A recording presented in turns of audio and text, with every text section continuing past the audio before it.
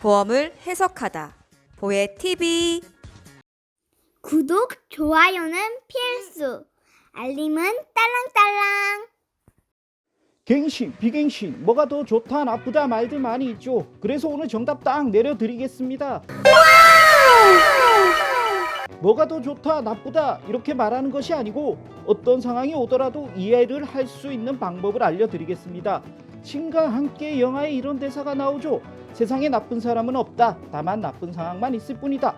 보험도 마찬가지입니다. 세상에 나쁜 보험은 없습니다. 다만 나랑 맞는지 안 맞는지만 있을 뿐이죠. 간혹 전화로 마케팅 하시는 분 중에서 비갱신은 비싸니까 갱신형으로 저렴하게 하나 가입하세요 하시는 분들도 있습니다. 저도 카드사 혜택이라면서 그런 전화를 자주 받으니까요. 그리고 어떤 분들은 나중에 엄청 보험료 올라서 갱신형 가입하면 큰일이야, 돈을 좀 더 주더라도 비갱신형으로 가입해 하시는 분들도 있습니다. 일단 갱신, 비갱신 중에서 비갱신 무조건 좋은 건 맞습니다. 왜냐하면 일반적으로 20년 납 100세 만기 이랬을 때 20년치 내고 돈을 안 내어도 100세까지 보장받으면 너무 좋지 않습니까? 우리 사람들은 본능적으로 돈을 내지 않아도 돈을 좋아하니까. 그러면 갱신형은 20년 납 100세 만기 이런 의미가 아닙니다. 평생 돈을 내어야 합니다. 돈을 내어야지만 보험 혜택을 받을 수 있습니다. 이렇게 보면은 비갱신이 훨씬 더 좋은 게 맞습니다. 그런데 여기서 약간의 문제가 발생합니다. 예를 들어서 내가 만약에 암이 발생하여 약속된 보험금 1,000만 원을 받기로 합니다.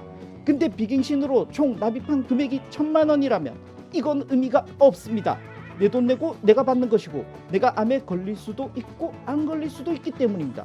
근데 갱신형으로 15년 동안 내고 15년 뒤에 오른다고 가정했을 때 15년 동안 내는 돈이 500만 원이고 1,000만 원을 받는다면 갱신형이 더 좋을 수도 있습니다. 즉 비갱신형이 더 좋지만 총 납입한 금액이 받을 돈보다 적을 때 이득이라는 거죠. 이건 수학이 아니고 산수만 할 수 있어도 계산이 나오는 거죠. 그러면 조금만 더 깊이 들어가 보죠. 보험은 대수의 법칙으로 보험료를 측정합니다. 대수의 법칙이 뭡니까? 대수가 만들어 놓은 법칙 아니고요. 국어사전에 이런 뜻으로 나타내고 있습니다. 어떤 일을 몇 번이고 되풀이할 경우 일정한 사건이 일어날 비율은 횟수를 거듭할수록 일정한 값에 가까워진다는 경험 법칙이라고 말입니다. 예를 들어서 암진단금 3,000만 원을 받기로 계약을 합니다. 그러면 암진단금 3,000만 원의 보험료를 측정하기 위해서 총 걸리는 사람의 확률과 이 보험을 가입하는 가입자 수를 계산하여서 보험료를 계산하게 되겠죠. 이것이 아주 정확한 방법은 아니지만 근본적인 원리는 그렇습니다. 그리고 비갱신 보험은 나중에 돈을 내지 않아도 혜택을 보는 만큼 그만큼 미리 당겨서 갱신형보다는 비싸게 측정해서 받는 것입니다. 갱신형은 10년 납이든 15년 납이든 20년 납이든 일단 내는 기간만 생각하면 됩니다. 보험료를 내지 않으면 혜택을 볼 수 없으니까요. 그러니까 비갱신형보다 저렴할 수밖에 없습니다. 여기서 발병 확률을 보면은 병이라는 것은 항상 젊은 사람보다도 나이 든 사람이 더 걸릴 가능성이 높습니다. 통계청의 통계 자료만 봐도 나이가 든 사람이 훨씬 더 병원도 자주 가고 암도 자주 걸리게 되는 것이죠. 그래서 조금 더 쉽게 정리하자면 젊은 사람은 비갱신형 보험이 유리하고 나이 든 사람은 보험료 보험금을 잘 계산해서 갱신이 더 유리하다면 갱신형으로 하는 것이 더 좋을 수도 있는 것입니다. 그렇다면 반대로 회사는 비갱신형을 파는 것이 유리할까요? 아니면 갱신형을 파는 것이 유리할까요? 당연히 갱신형을 파는 것이 유리합니다. 왜 그럴까요? 나중에 생각보다 암 환자가 많이 발생해서 보험금을 많이 지불했다면 갱신이 다가올 고객들에게 갱신폭을 많이 올려서 손해율을 메꾸면 되기 때문입니다. 비갱신형은 그렇게 대처할 방안이 어렵죠. 그래서 보험회사는 갱신형을 팔기를 원하는데 똑똑한 고객님들께서 보험료가 오를 것을 예상하고 갱신형을 싫어하니까 돈을 조금 더 주더라도 비갱신을 많이 원하니까 비갱신을 선택합니다. 회사는 어쨌든 보험 상품을 팔아야 하니까 비갱신형을 만들어서 팔 수밖에 없는 거죠. 우리가 제일 보험을 많이 타먹는 보험은 바로 실손보험이죠.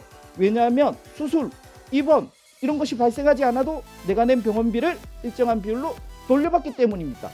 의술이 발달하고 우리 몸에 큰 병이 생기지 않는다면 우리는 수술, 입원보다는 간단한 약물 처방이나 너무너무 간단한 치료를 받게 되는데 이런 것은 수술비, 입원비로 정해진 금액을 받는 상품이 아니고 실손보험은 내 병원비를 돌려받는 것입니다. 그러니까 훨씬 더 보험금을 타먹을 일이 많다는 것이죠. 이것이 반대로 해자는 싫은 것이고요. 그러니까 실손보험은 비갱신형 상품은 없습니다. 전부 다 갱신형만 있죠. 그리고 늘 보험 뉴스에서 떠들죠. 실손보험 손해율이 높아서 갱신폭을 올려야 한다고요.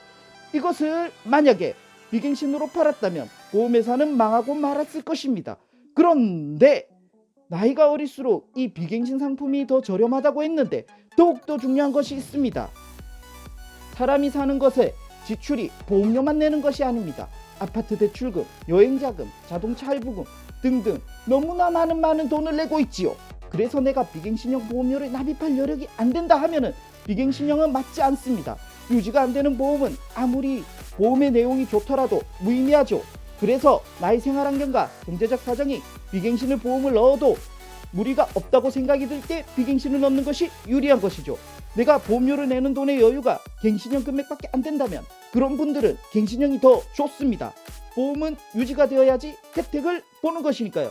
이제는 갱신, 비갱신의 장단점과 내 환경과의 상황을 잘 고려해서 현명하게 가입한다면 보험이 사기라는 생각보다는 필요할 때 나에게 경제적인 도움을 주는 합리적인 소비를 할 수 있을 것입니다.